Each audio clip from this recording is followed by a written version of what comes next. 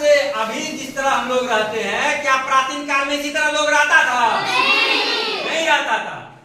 आज से 20 लाख वर्ष ईस्वी पूर्व से लेकर के 14,000 ईस्वी पूर्व तक को पूरा पाषाण काल कहा गया। कौन सा पाषाण काल कहा गया? पूरा पाषाण काल कहा गया।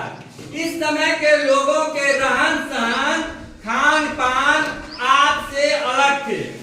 उस समय में लोग, प्राचीन काल में, पूरा पाषाण काल में लोग कहाँ रहते थे? पहाड़ों के कंदराओं में रहते थे, जंगलों में रहते थे, पेड़ के डालियों पर रहते थे। धीरे धीरे परिवर्तन हुआ, विकास हुआ और वह विकास की क्रम चलता रहा। प्रारंभ में मानव क्या करता था? घूम घूम करके शिकार करता था और जंगलों में रह करके अपना जीवन व्यतीत करता था। समूह में वे घूमते थे और शिकार करते थे और घास फूस के झोपड़ी बना करके रहते थे। अब क्या हुआ कि उस समय के लोगों को जानने के लिए हम लोगों के पास क्या स्रोत है? तो पुरातत्वविदों ने प्राचीन काल के मानव के द्वारा उपयोग में लाए गए औजार, जो कि पाषाण औजार है, हड्डियों का औजार है, जानवर के सींगों का औजार है, उन औजारों को देख करके, उनके घरों को देख करके जो पहाड़ में बनाया गया था, और इन सारे एविडेंस को ध्यान में रख करके अनुमान लगा करके कहते हैं कि प्राचीन काल के मानव शिकार और करते थे, घूम घूम करके फल और फूल कंदराओं का में रहना, फल फूल खा करके जीवन व्यतीत करना, उनका जीवन यापन का यही तरीका था।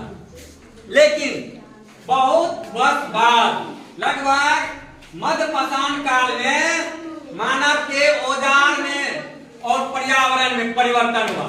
जैसे ही पर्यावरण में परिवर्तन हुआ, वैसे ही उस समय में अपने आप कुछ फसलों उगाए, जैसे गेहूं, जौ, माड़वा, ये सब फसल मध्य पाषाण काल में जलवायु परिवर्तन के कारण, पर्यावरण परिवर्तन के कारण स्वयं उगाए, जिस वजह से लोग धीरे धीरे इनका खेती करना भी सीख गए। महिलाएं घर पर बच्चों के साथ रहती थी, पुरुष झुंड में जाकर के शिकार करते थे। उसके बाद मध्य पाषाण काल के कुछ साक्ष्य मिले हैं, जो चूल्हे के साक्ष्य मिले हैं, और मध्य प्रदेश के भीमबेटका में शिला, ये कंदराओं में जो पेंटिंग किया गया था, चित्रकारी किया गया था, उसका साक्ष्य मिला है। इन साक्ष्य के आधार पर ऐसा पता लगाया जाता है कि उन लोगों की आवश्यकता सीमित थी और वे सीमित आवश्यकता के साथ आनंद पूर्वक मिल बांट कर खाते थे और बहुत ही नृत्य नाच गान करते हुए अपना जीवन व्यतीत करते थे। मध्य पाषाण काल का समय 14,000 ईस्वी पूर्व से लेकर के 8,000 ईस्वी पूर्व है।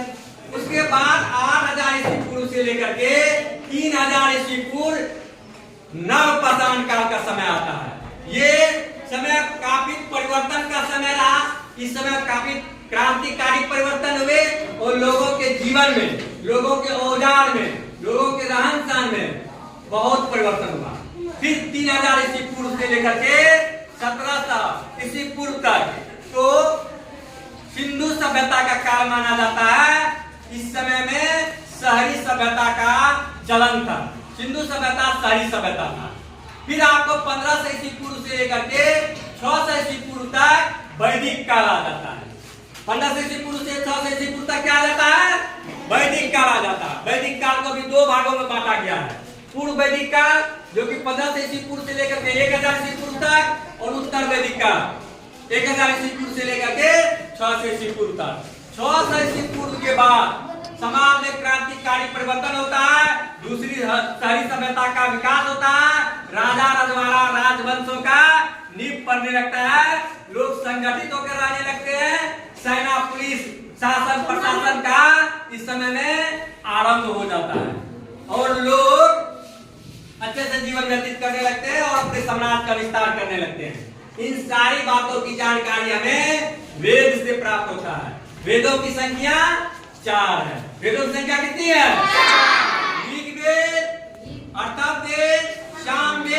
यजुर्वेद, ये 4 वेद थे। तो आज के लिए इतना ही, धन्यवाद।